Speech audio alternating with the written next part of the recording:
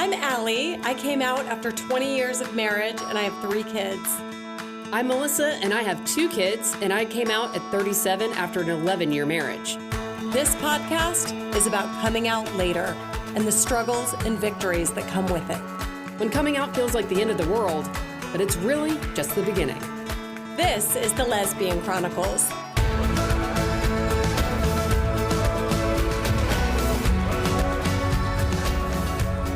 Welcome to the Lesbian Chronicles. We have the distinct pleasure today of having my friend Stacy Shelton on the show, who I've actually numerous times asked, and it just never kind of worked out.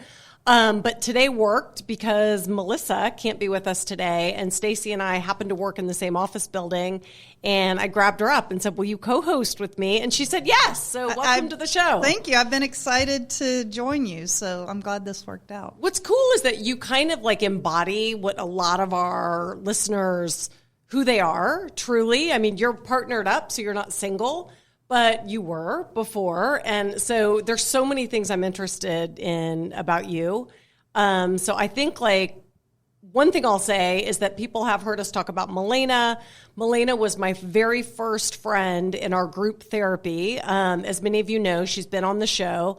But the thing about Milena is because she is one of the first people I met, she and I very early connected, and we're kind of cheerleaders for each other. Like we would root for each other. And like when she would go on bad dates or be super disappointed about something that went down, I felt that. Like I would be like, fuck, wanted her to call me the next day and be like, it was so great. And it wouldn't be, or maybe it would be sometimes, but then it wouldn't be. And so we kind of like rode along this path together until she met you, which then I was like giddy happy. Like I was like, oh my God, I can't wait to hear more about this woman. Like what happened? And she was so excited. And then kind of the rest is history because you two have been together ever since. Yeah, and you met Maria like 2 or 3 weeks later. We like to say right before. But okay, later. Yeah. And yeah, same month. It was the same month. So we've kind of all been on this journey. Parallel paths. True. And often as couples, like we go out and we do talk a lot about kind of what goes on, like what the ins and outs, what's hard, what's easy, what's, interesting about being at our age, being in new relationships that are kind of, we've all been married before, including you, but you were married to a woman. Right. But take me back even before all that to when you came out. Like you've been out much longer than the rest of us. Yes. As far as like when you were braver earlier, I should say. Yeah. So tell us about that. It would have been the late 80s, early 90s. And it was actually the early 80s. Okay. I was in high school when I had my first girlfriend, and so I didn't feel brave. Okay. All I felt was this is who I was. Like, holy shit, what's happening? I didn't have to manufacture any of it. Right. I didn't have to. But what was the space? Like, I can't imagine a space in my life in the 80s that would have been, that I could have even begun to open my brain to that. Yeah, I was thinking about it at basketball camp or at, whatever, but there is zero chance that I would have gone there. Yeah. So tell me, who's Stacy at that age that thinks that's okay? Yeah, it's possible that I'm just a lot more gay than you are. I doubt it, but go ahead. Or at least Say more. At least early on. Okay. I mean, maybe born this way. I was truly born this way. Yeah. And maybe some people, lean into it or figure it out later. Right. We're all on a continuum, That's right? true. And so maybe I'm just a lot more towards the gay than you are. But it's like I knew, but I would never have thought it appropriate to even be exploring it in the way that, like, I remember thinking, I wish. Yeah, but it wouldn't have translated. It's almost like, I don't know if maybe my parents were clearly not as progressive as yours, but go ahead. Yeah. Well, so early on, like the physical stuff, like kissing boys didn't feel as good as kissing Heather. Right. And, how did that start even? So you're there, you meet this woman, this girl. She's a girl. Yeah. Met her at a church youth group.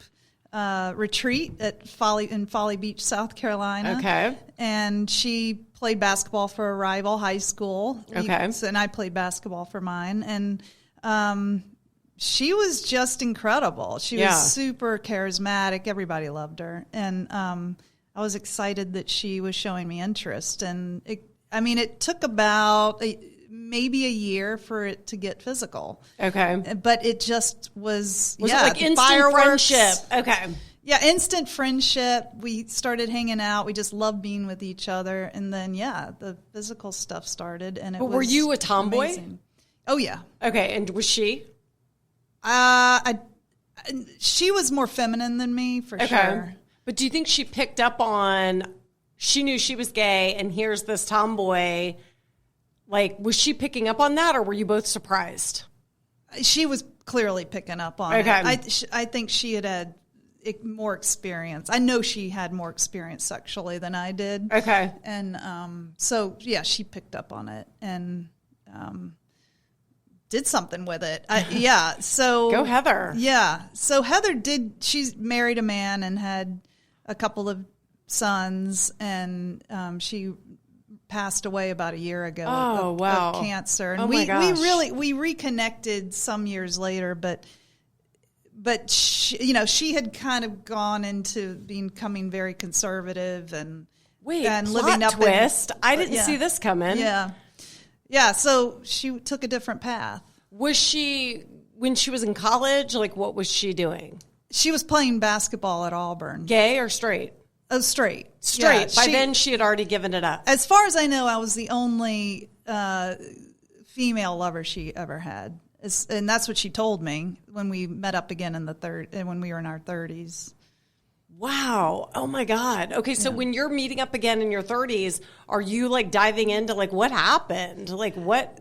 A little bit of that. I was in a very sexual phase of my life. In your 30s. Yeah. And we just started, I just wanted to go right back to the physical relationship. With Heather. Yeah. Yeah. So I was kind of more aggressive at that point, and I kissed her. We just started making out. Again in the 30s? Yes, yeah. And she wasn't married at that time? She was in process of divorcing. Okay. Before her second. So then she remarried. She was divorcing a man and later remarried another man and had children with the second husband. Like, to me, there's something so heartbreaking. Is your feeling that she truly was gay, or was your feeling that she was straight, just having this experience with you? Well, there's a lot in her past. I don't know all the details. I have suspicions. I think there was some abuse going on. Okay. I think she had some particular trauma. Okay. And to dive into her psychology. Who knows? Yeah. I have no idea. So and I'm not even certain of anything. She was, I know she was a chameleon. And sure. She got you kind of not easily, but more accepting of who you were at an early age. Right. Well, she confirmed all the feelings that I had when I was watching Charlie's Angels and really digging on Kate. I was like, okay, maybe this is something. Yeah. I had immediate juxtaposition between kissing a boy and kissing a girl. Yeah. You had proof of life. Yes. Okay, so you go on to live your gay best life. Go to college. It took me a while because I tell people I went asexual kind of. So there was this big sexual opening with Heather, and just beginning that exploration. And then I went to a Catholic college, and again, it's the 80s, and I'm not. And my mother isn't. She's aware of Heather, but not loving it.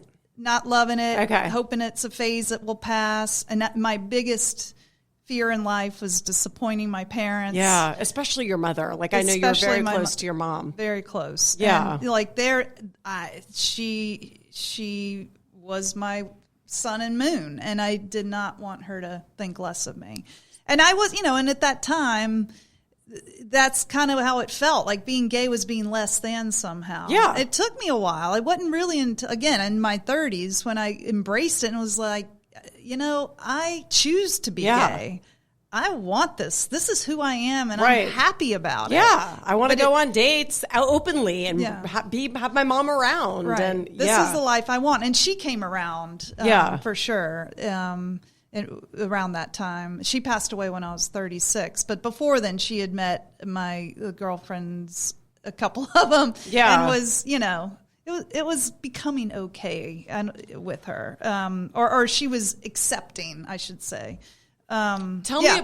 But no, when I went to college, I went through this whole asexual period where I didn't really want to be with I super liked girls. In fact, I was in love with my freshman year roommate. And where were you at college again? I was at Georgetown. That's what I thought. Okay. Yeah, Jesuit University. Yeah. I mean, they're more open now. I was going to say, I think of Georgetown as like super liberal. But they're a lot more open these days. Yeah. But it was just the environment and the time. I forgot how smart you were, my friend, that you went to Georgetown. You should have led with that. Oh, yeah. Instant credibility. Yeah. Okay, so you're at Georgetown and in love with the roommate, but realizing that if I can, that something bad was going to happen. I didn't want to. This person was so, and still is, super important to me, and I somehow transformed those feelings into almost sisterly love. Like she feels like a sister to me. Does she know you had those original feelings? I don't think I've ever told her that because I really didn't want to put that in her head. Yeah, because you got to, and what if it just like, then you got to live with this person and it's horrible. Yeah. Okay. Exactly. Yeah. But no, she's near and dear to me and always will be. And I don't ever want anything more. No, she's a sister. So that love was transformed. I don't know another way to put it. Or maybe not even transformed. Maybe you misinterpreted it, what it was back then. Yeah.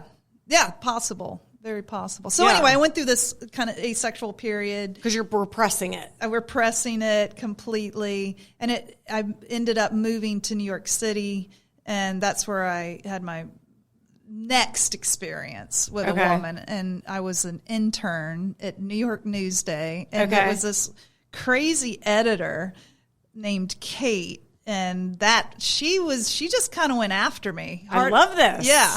Okay. And you're 20. I was 25. Okay. 25 at 25. The time. Kate's coming on. You've been like shoving it down. So you're kind of like primed to go off. Yes. Yeah.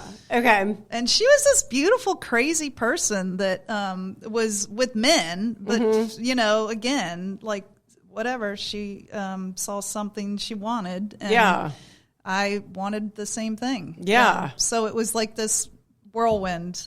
Dating or strictly physical? No, not dating. Not dating. No. You're like, oh God, no.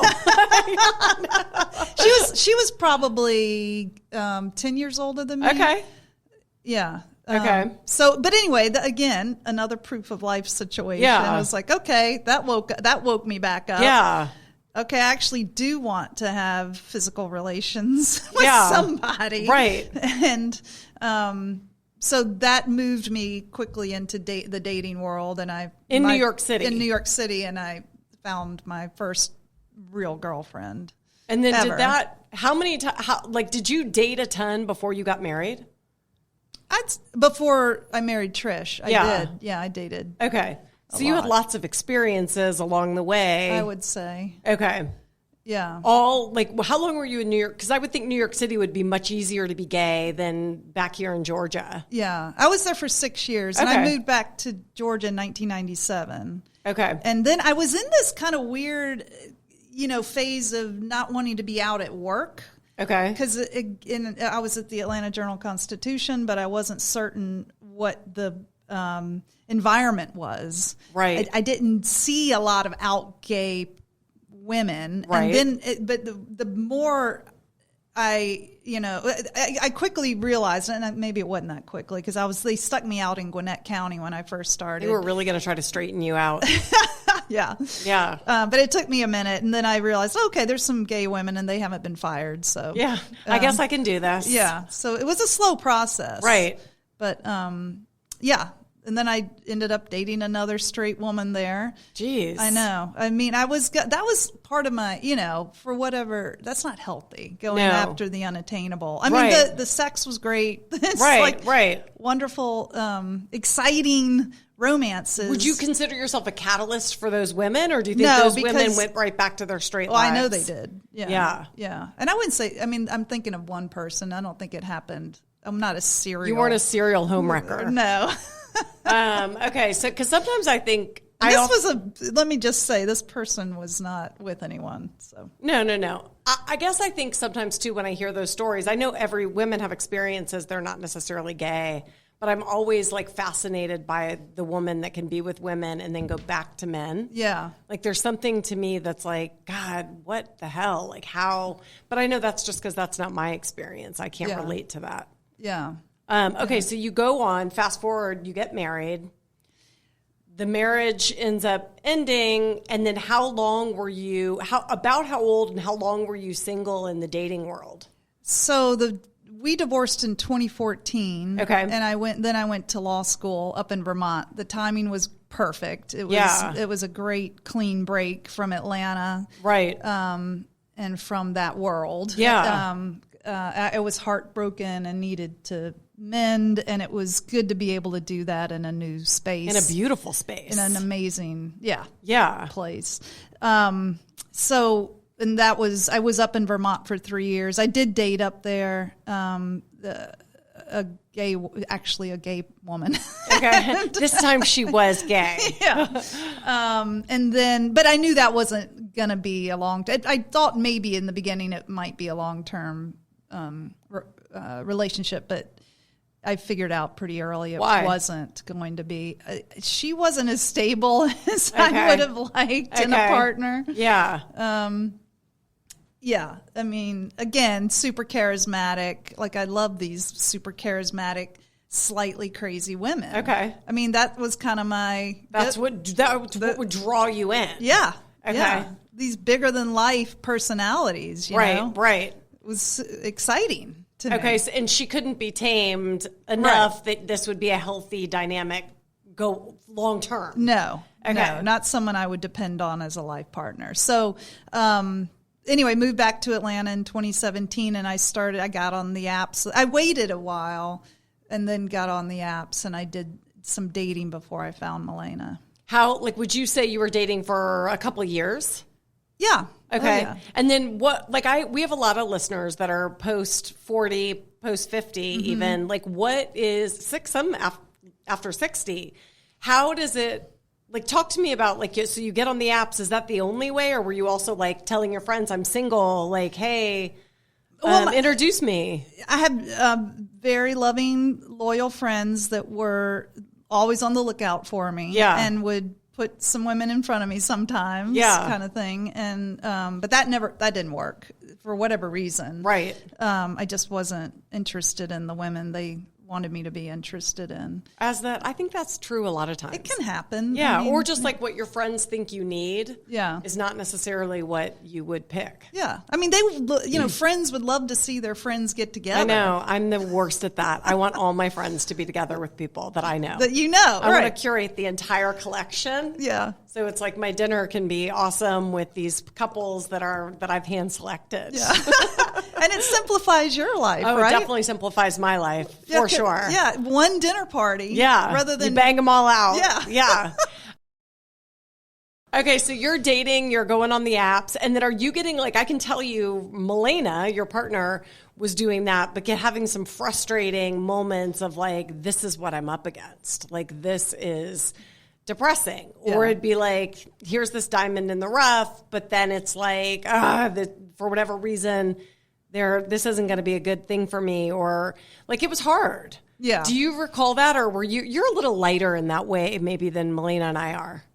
Oh, how do you mean? I mean, I can't see you getting too bogged down. You'd probably just swipe and move on and not think about it again. Or is that not true? No, I just swiped and moved on. Yeah, see, that's what I mean. So did you ever have feelings of holy shit, I may be alone forever, or I'm okay with being alone forever? I just knew that, these apps are such that when there is someone on there that looks, I mean, let's be honest, looks are important on those apps. Yeah. But it doesn't have to be all about that. It could be just, they don't have to be gorgeous, just like cute. Yeah. Attractive. Right.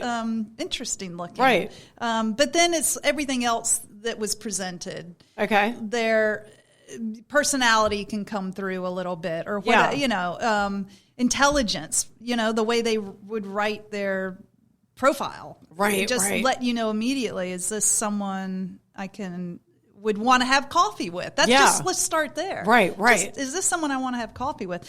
And that, I didn't see a lot of those women, but once every couple of weeks I would. I know, so it's like you got to stay on it. You got to stay on it. Yeah, and because the women that kind of met my threshold, I guess, weren't on the apps very long. And that's it. Like, I say that sometimes to my friends that are looking. It's like, and I've said it to close friends, that it's like you can't. They might go out in Atlanta to the gay bars and be like, there's no one. And my thing is, like, the women you are going to be interested, or I'll speak from my perspective, are not going to be at the bar. They're just not. Like, I know myself. I'm nerdy. I want to go to bed early. I want to, wake up and do a walk. Like, I doubt highly the woman that I would fall for is wasted at 2 a.m. Right. I assure you she isn't. No.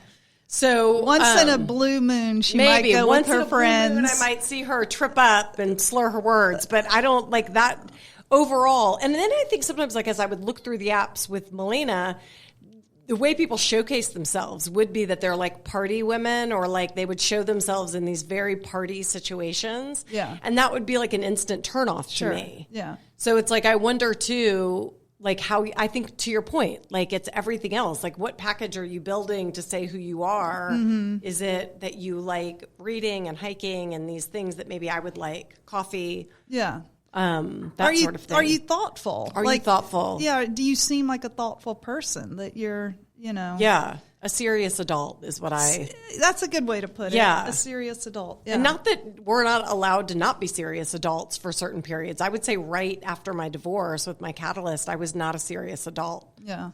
Like, I didn't do anything crazy, but I wasn't myself. Yeah. Okay, so that time goes through and you're not really getting frustrated. You're more thinking, I just have to stay in this and I will meet someone. Yes. Okay. Yeah. And then, I met before Melena, I met two wonderful women. Okay. Both of who broke up with me. And what? Yeah, they did. But, they had their own timelines, and it worked out, obviously. How long were you with those?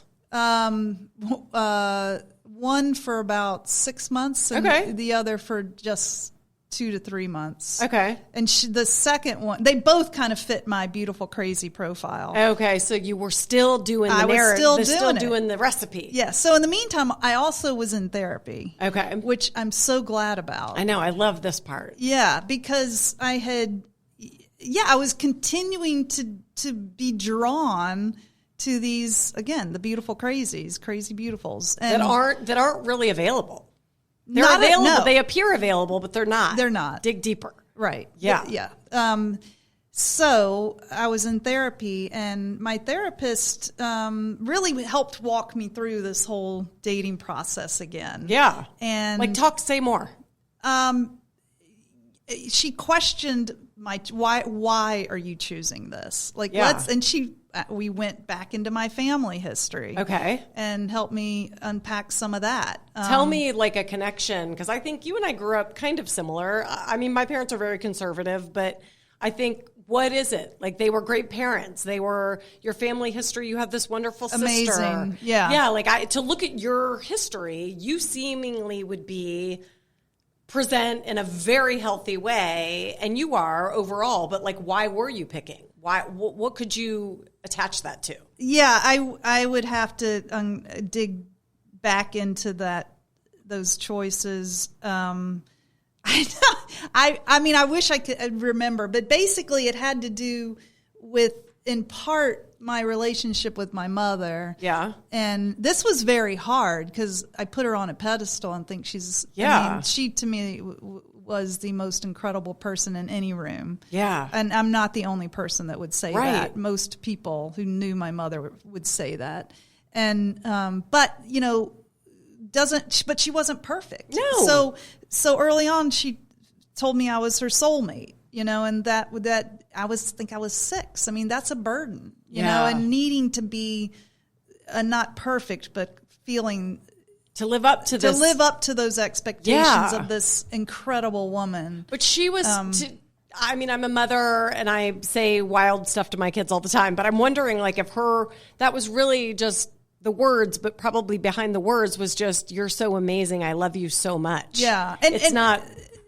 No, she didn't mean any Yeah. She loved your father. Of course. Yeah. But then there is this feeling this, as a kid where there may have been this part where in times in her life, I think I was the most important relationship in her life. I do, because my dad was busy working. Yeah. Or he had his maybe emotionally unavailable at times. At times, for sure. And I do think I carried that for Mom. Wow. And so if that then is your most important emotional relationship, it doesn't leave a lot of room for someone to take that place. And so that was part of it. And seeking the approval of this very, very, very important person. Yes. Yeah. Interesting. Yeah. Okay. So I had to unpack a lot of that and figure out that my relationship, how my relationship with Mom was impacting my choices today. Yeah. And maybe that is why you picked the Crazy Beautiful, because if they're unavailable, then you don't have to make the decision to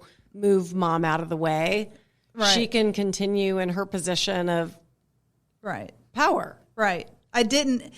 Yeah, the expectations were low. Yeah. In some regard with those types of relationships.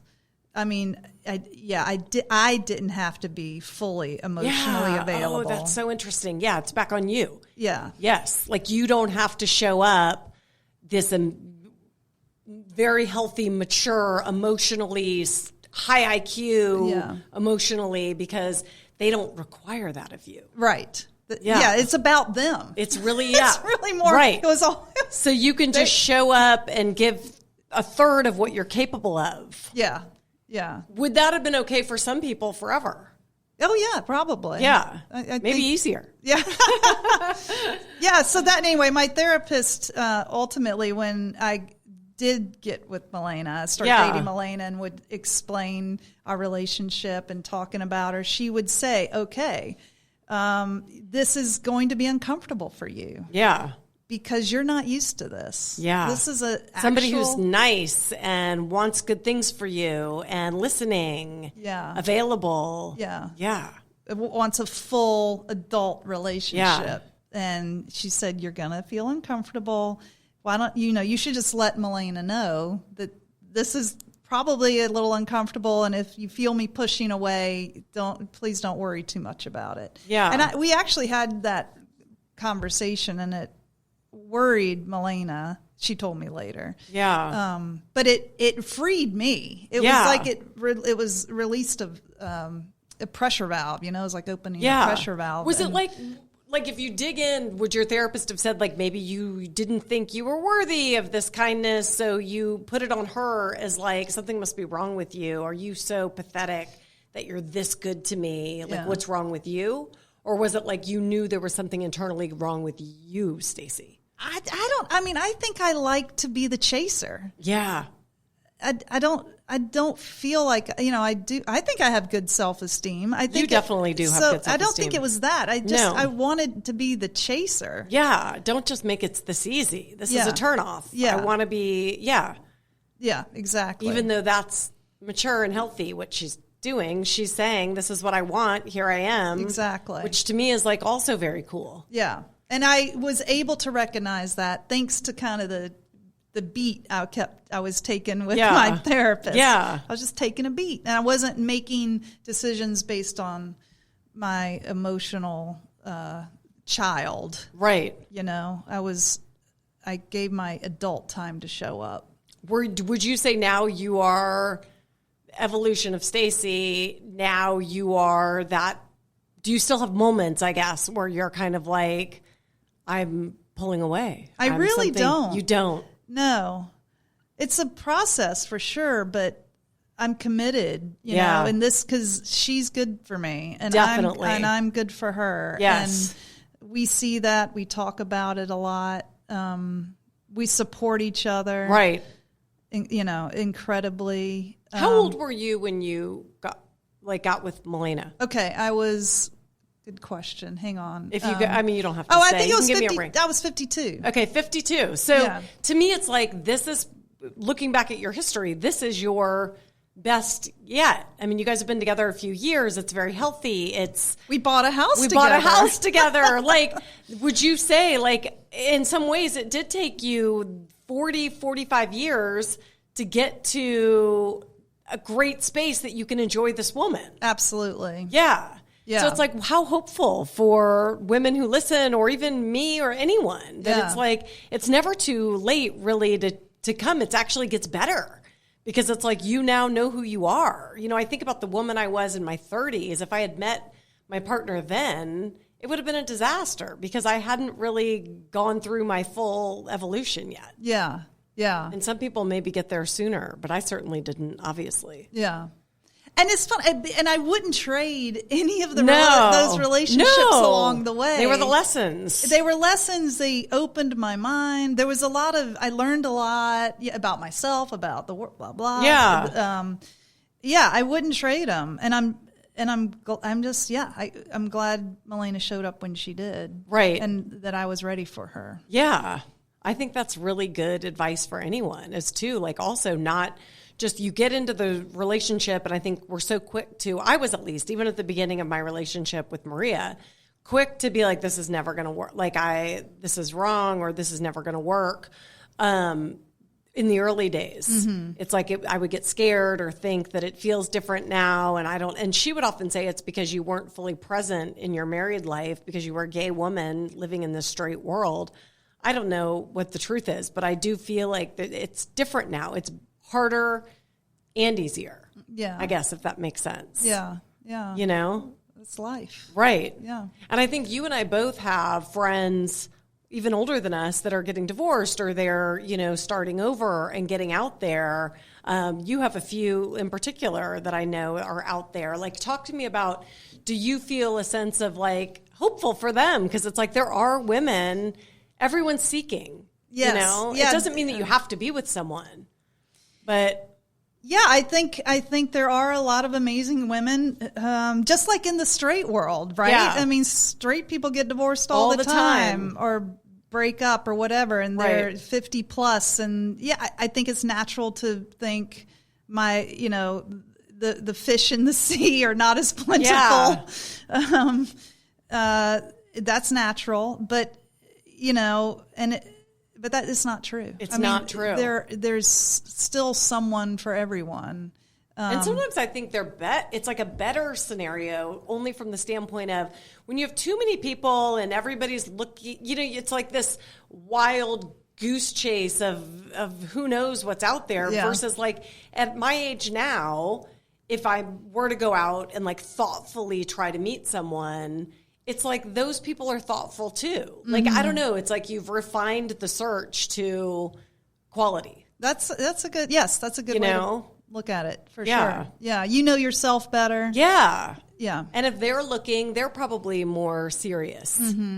Maybe with more baggage. Like I definitely think like as I've gotten older and been in therapy, there's things about myself that I'm dealing with too, that I'm like, I guess it's just, you can't go through this many years without some stuff that you then project onto everybody, including my kids. As you were talking about your mom, like sometimes I say stuff to mine that later I'm like, why did I say that to them? Yeah. Well, you can't help it. Yeah. The lesson there is you don't want them to think that